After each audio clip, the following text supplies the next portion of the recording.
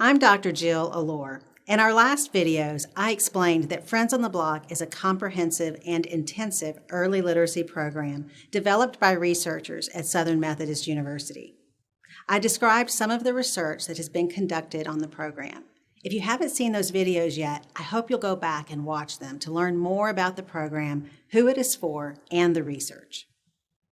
In this video, I'm going to focus on the question, what makes Friends on the Block special?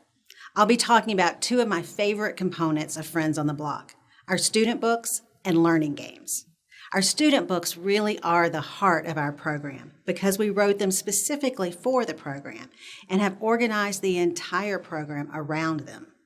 As I share them with you, keep in mind the students you know and how our books and games would support their learning. We describe the books as multi-criteria because we considered a number of different criteria or factors when we were designing them. The words in the books are controlled, so the books are highly decodable. This means they only include words that have been specifically taught or that can be sounded out or decoded based on the phonics skills taught up to that point in the program. The books also include a lot of repetition of high frequency and decodable words. These are common words students will see in many books, not just our books.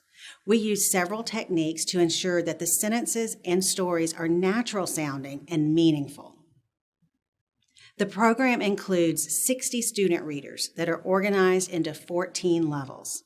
These levels are based on a carefully designed word list that addresses both phonics skills and comprehension. This sequence is an important support to help students not only learn common words, but also more easily understand what they are reading. In the earliest levels, students learn a small number of words that are common in both early spoken language and in early reading material. In the lessons that go with these books, they are learning the skills needed to sound out words. These early books are the ones here in yellow. In the blue levels, 4 and 5, students learn how to sound out very simple words. Then, in levels 6 to 8 that are in green, students become faster and faster at sounding out words with short vowels. And then in levels 9 to 14, our red levels, they advance to vowel patterns and more multisyllabic words. The phonics patterns and the sequence of target words taught in Friends on the Block can be seen here. In the first 3 levels, students are learning letter sounds and phonemic awareness to prepare them for decoding words in later levels. Then in levels 4 and 5, students begin reading sounded out words. The target sounded out words on this list are also high frequency words. The books also include other sounded out words that are not on this list, but are made up of the letter patterns taught. We carefully selected words that are common in early spoken language and in early reading material.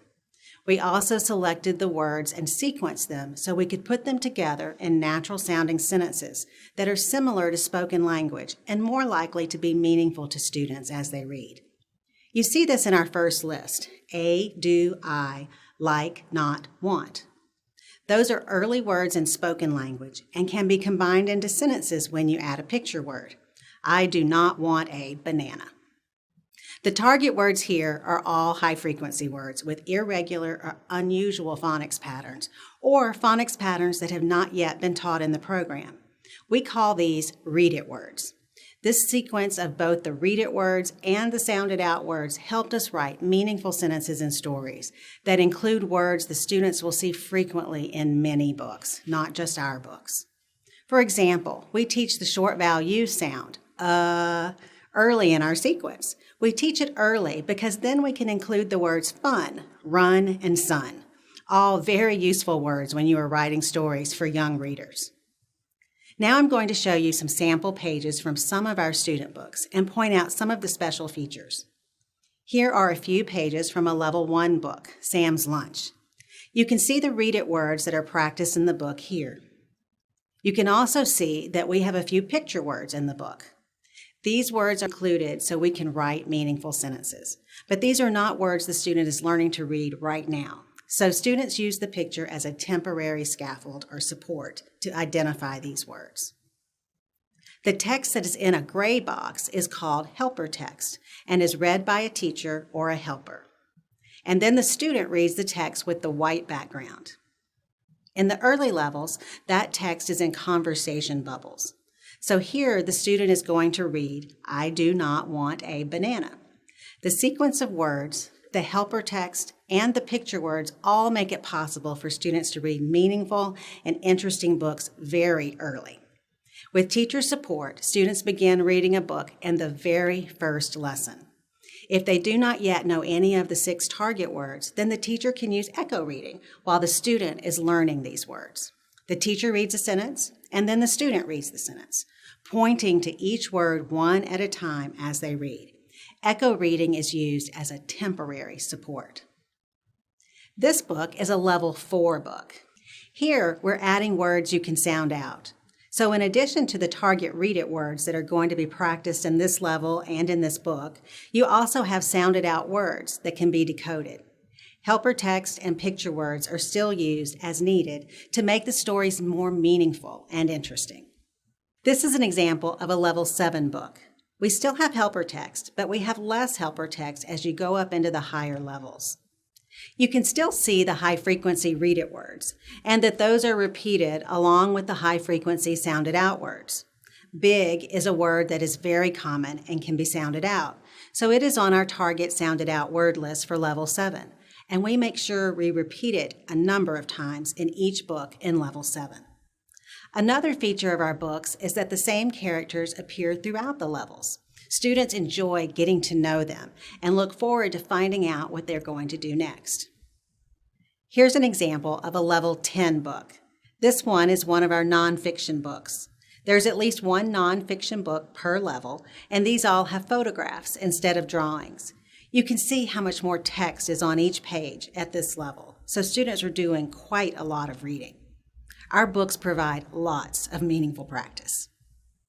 Our learning games are another special part of Friends on the Block. The learning games are the last part of each lesson.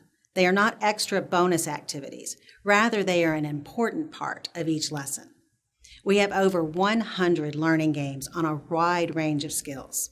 They provide targeted but fun, motivating practice on skills that are important for all students.